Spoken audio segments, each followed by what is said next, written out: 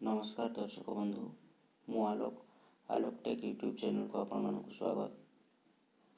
या आगु आम निष्ठा ट्रेनिंग मॉड्यूल 1 क्वेश्चन आंसर जानी तो वर्तमान आम जाना पाठ्यक्रम और अंतर्निवेशी श्रेणी गृहर क्विज सेट 2 आंसर कौन हम।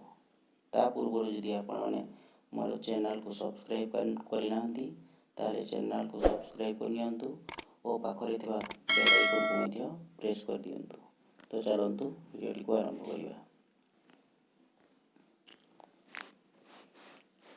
मु दीक्षा को ओपन करूची, तापर पाठ्यक्रम को जाउची।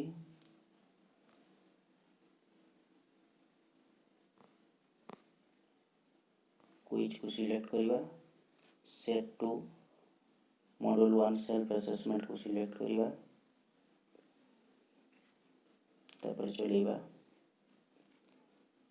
हमारा लोडिंग होची क्वेश्चन आसीगला। प्रथम क्वेश्चन टा होची जति जने श्रवण बाधित पिला श्रेणी रे तार अंतर्भुक्ति पई निम्नोक्त मध्यरु केउंटी कम गुरुत्वपूर्ण हबो। ए क्वेश्चन टा सेट 1 रे मध्ये थिला, सेति पई हम तार उत्तर जानि सारिछु। एटा हो तार राइट आंसर। नेक्स्ट क्वेश्चन को जीवा। सार्वजनिक शिक्षण परिकल्पना यूडीएल पूरण करने पई प्रस्तुत करा जाइछि। यार राइट आंसर हबो ए। नेक्स्ट क्वेश्चन को जीवा। अंतर्निवेशी श्रेणी गृह सृष्टि पई निम्नोक्त मध्यरु केउंटी गुरुत्वपूर्ण नुहे। विद्यालय अवस्थिति गुरुत्वपूर्ण नुहे, आम डी को सिलेक्ट करूछु। नेक्स्ट क्वेश्चन को जीवा। मागणा और बाध्यतामूलक शिक्षा पई शिशु अधिकार अधिनियम प्रदान करे जे प्रत्येक पिलार पाख विद्यालय रे मागणा और बाध्यतामूलक शिक्षा निमित्त अधिकार रही।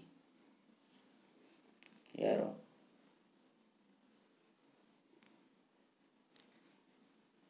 समस्त हब उपरोक्त समस्त को हम क्लिक करिवा।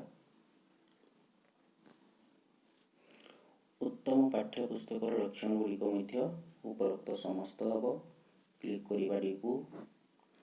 नेक्स्ट क्वेश्चन को जीवा।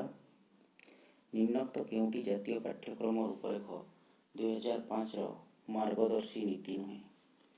यार राइट आंसर हबो डी। डी को सिलेक्ट करिवा। नेक्स्ट क्वेश्चन को जीवा। जातीय पाठ्यक्रम रूपरेख एनसीएफ पई निम्नोक्त केउंटी सत्य नुहे। यार राइट आंसर हबो मध्य डी। नेक्स्ट क्वेश्चन को क्लिक करिवा। चिठा जातीय शिक्षा नीति 2019 एनपीईएनएस 2019 प्रस्ताव दे थे जे एटा राइट आंसर हबो उपरोक्त समस्त। डी को सिलेक्ट करिवा। नेक्स्ट क्वेश्चन को जीवा। भारत रे द्वितीय जातीय शिक्षा नीति प्रस्तुत होइतला 1986 मसीहा को सिलेक्ट करिवा। सी को हमारा सब क्वेश्चन रो आंसर हमें दे सारिछु। तापर सबमिट बटन को क्लिक करिवा। योर स्कोर इज 9/9 9 रु 9 रही। Thank you for watching.